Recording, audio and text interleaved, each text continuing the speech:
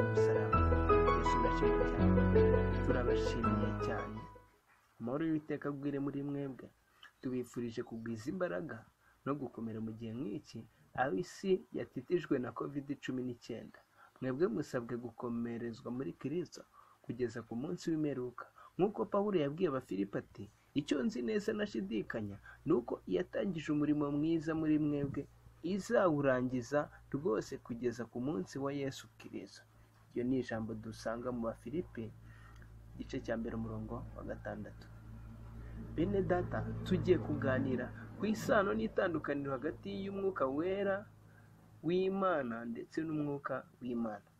Uhereye kera kose kugeza na n'uyu munsi, Imana ifite uburyo butandukanye ikoresha ivugana n'ubwoko bwayo.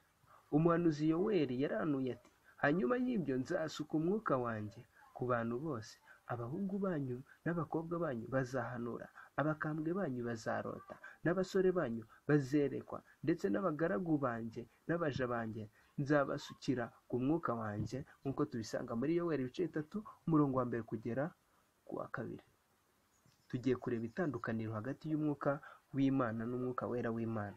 Iyo tuvuze umwuka w'Imana, tuzawusanga mu isezerano rya kera. Umwuka w'Imana yajyaga aza ku muntu bitewe n'icyo Imana ishaka ku muntu, agahangwaho n'umwuka w'Imana, ariko ntabwo yabanaga n'umuntu iteka.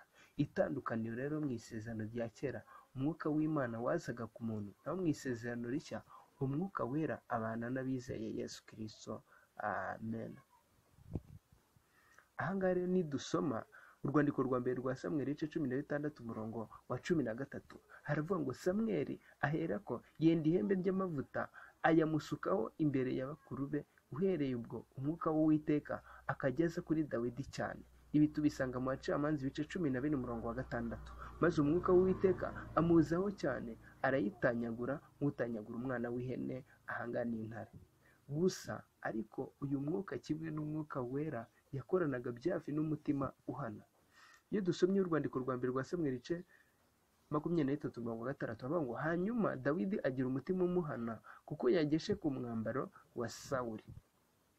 Nituvuga umwuka wera w'Imana, umwuka wera w'Imana tuzawusanga mu isezerano rishya, nk'uko twabisomye hejuru muri Yoweri. Ni isezerano Imana yasezeranije abantu bayo abazizera izina rya Yesu Kristo, bakaryamamaza bakemera gukizwa naryo. Haravuga ngo nzasuka umwuka wanjye, bivuze ko umuntu usutswe umwuka wera abana nawo.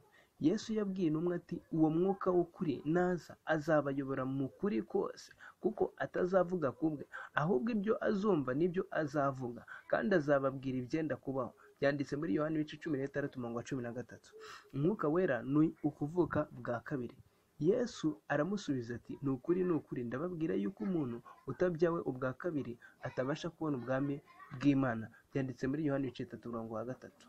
Umumaro w'umwuka wera rero tuzawusanga muri Yohana 16 umurongo wa 4 kugera kwa 14. Harimo gutsinda ab'isi, kwemeza iby'icyaha n'ibyo gukiranuka n'iby'amateka. Harimo kuyobora. Umwuka wera n'umuyobozi, kandi harimo kubwira abantu ibyenda kubaho, bakamenya umwifato, nk'uko tubisanga mu byakozwe n'intumwa igice 11 umurongo wa 28 kugera kwa 29.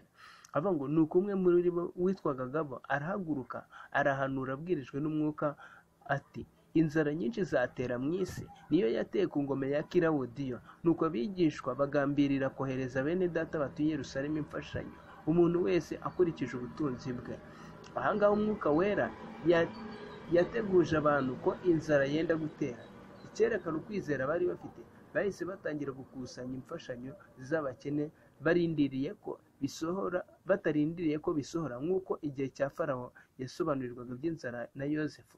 Yahise amugira umunyakigega kugira ngo inzara nitera izasange bariteguye guhangana nayo. Ikibabaje, twebwe birashoboka ko hari abari bafite amakuru y'iki cyorezo, ariko ubu nibwo turi kurwana n'ingaruka zacyo. Dukwiriye kwigira ku ntumwa. Murakoze cyane.